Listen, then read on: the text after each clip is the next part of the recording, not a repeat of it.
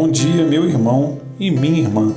Hoje, dia 12 de julho de 2021, dia de São João Gualberto, vamos conhecer um pouco da história desse grande santo de Deus. João Gualberto, segundo filho dos Visdonini, nasceu no ano de 995, em Florença. Foi educado num dos castelos dos pais, Gualberto e Dona Vila, nobres e cristãos. A mãe cuidou do ensino do seguimento de Cristo.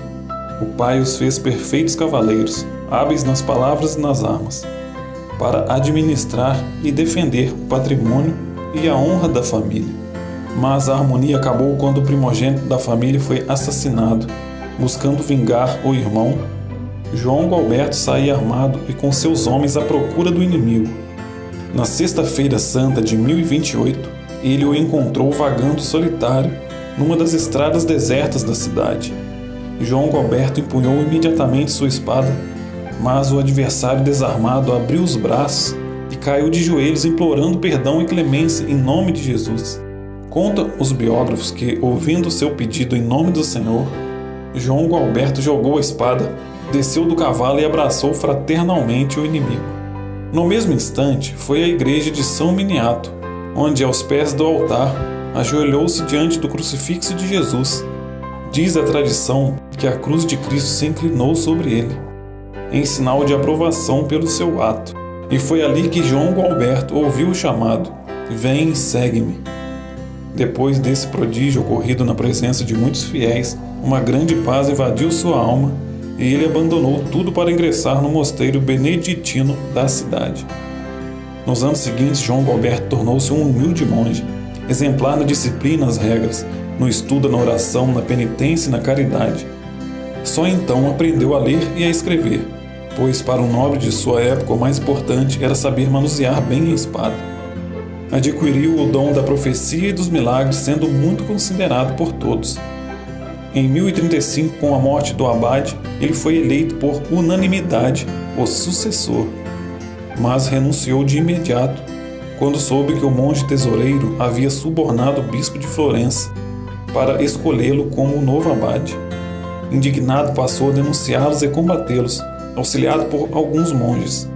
Mas as ameaças eram tantas que decidiu sair do mosteiro. João Gualberto foi para a floresta dos Montes Apeninos, numa pequena casa rústica encontrada na montanha Valombrosa, sobre o verde vale do Arno, seguido por alguns monges. O local começou a receber inúmeros jovens em busca de orientação espiritual, graças à fama de sua santidade. Foi assim que surgiu um novo mosteiro e uma nova congregação religiosa, para a qual João Gualberto quis manter as regras dos monges beneditinos. No início, o Papa aceitou com reserva a nova comunidade, mas depois a Ordem dos Monges Beneditinos de Valombrosa obteve aprovação canônica. Dali, os missionários, regidos pelas regras da Ordem Beneditina reformada, se espalharam para evangelizar, primeiro em Florença, depois em várias outras cidades da Itália. Seguindo com rigor a disciplina e a austeridade as regras da Ordem, João Gualberto implantou no Vale de Valombrosa um centro tão avançado e respeitado de estudos que a própria igreja enviava para lá seus padres e bispos para aprofundarem seus conhecimentos. Todos oravam e trabalhavam a terra, replantando os bosques do vale e plantando o alimento do mosteiro. Por isso, são considerados percussores da agricultura autossustentável. Considerado herói do perdão, João Gualberto fundou outros mosteiros, inclusive o de Pasignano, na Umbria, onde morreu no dia 12 de julho de 1073. Nos séculos seguintes, esses monges se especializaram em botânica, tanto assim que foram convidados para fundar a Cátedra de Botânica na célebre Universidade da Pávia. Enquanto isto, as de Pádua, de Roma e de Londres buscavam naqueles mosteiros os seus mais capacitados mestres no assunto. Canonizado em 1193, São João Gualberto foi declarado padroeiro dos florestais pelo Papa Pio XII em 1951. Peçamos, meus irmãos e minhas irmãs, a intercessão de São João Gualberto para ajudar na nossa caminhada.